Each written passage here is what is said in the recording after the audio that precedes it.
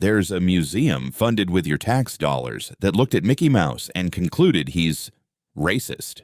I'm not joking. And that's just the tip of the iceberg. There's a whole list, and the name of it is going to leave you speechless.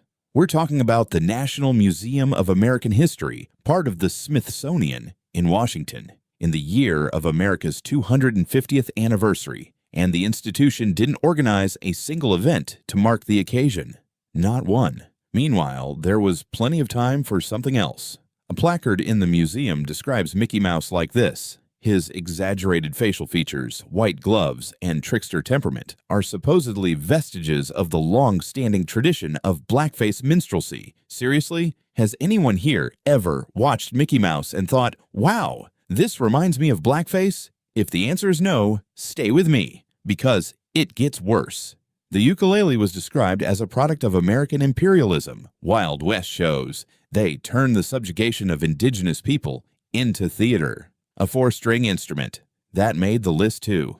This week, the government released a 162-page report called Saving America's Story. And the conclusion was blunt. The Smithsonian stopped treating American history as a shared inheritance. It started treating it as an exclusionary project from the very beginning. One example cited, the Pledge of Allegiance, is described not as an act of national unity, but as a tool to instill nationalism. This didn't come out of nowhere. There are real people with names making these decisions. Smithsonian executives who publicly advocated replacing Columbus Day, who promoted land acknowledgments at the start of official events. And you know what else they put in an exhibit? This is going to surprise you even more. In 2020, an exhibit actually listed aspects of whiteness. On that list, hard work, punctuality, traditional family structure, scientific and rational thinking.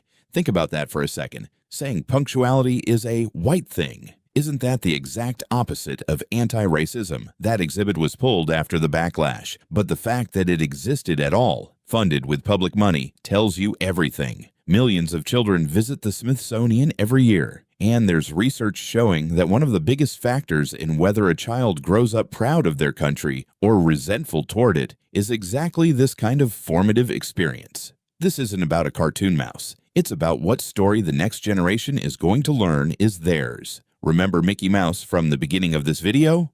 Right. If they could do this to a cartoon character, imagine everything else. Let me know in the comments. Have you ever visited a public museum and felt like the narrative was more focused on making you feel bad than on actually teaching you history? Subscribe for the next video because this story isn't over.